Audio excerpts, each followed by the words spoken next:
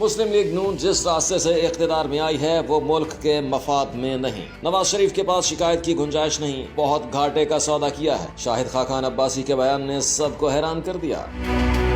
ایک نجی چینل کے پروگرام میں گفتگو کرتے ہوئے سابق وزیر اعظم شاہد خاقان عباسی کا کہنا تھا کہ میرا نواز شریف کے ساتھ 36 سال کا تعلق ہے، وہ جب حکم کریں گے میں ان سے ملنے کے لیے چلا جاؤں گا، لیکن جو آج مسلم لیگ نون نے سیاست کی ہے میں اس سے اتفاق نہیں کرتا، اسی لیے میں نے الیکشن بھی نہیں لڑا۔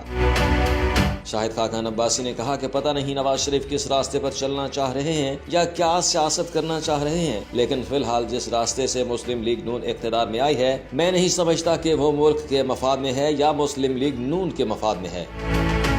شاہد خاقان عباسی نے مزید کہا کہ اگر نواز شریف میرے سے مشورہ لیں تو میں کبھی بھی ان کو ان 6 ججوں کے معاملے میں فریق بننے کا مشورہ نہ دوں۔ سوال کیا گیا کیا آپ کو لگتا ہے کہ الیکشن میں نواز شریف کے ساتھ کوئی زیادتی ہوئی ہے یا انہیں جان بوجھ کر ہروایا گیا ہے؟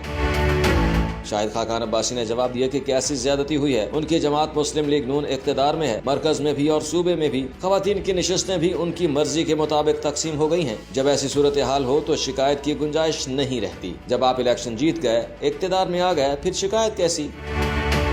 شاہد خاقان عباسی نے مزید کہا کہ میرے خیال سے اس الیکشن میں مسلم لیگ نون کو بہت نقصان ہوا ہے، تقریباً ہر جماعت کو کچھ نہ کچھ فائدہ ملا ہے، لیکن مسلم لیگ نون نے اقتدار میں آ کر بھی گھاٹے کا سودا کیا ہے۔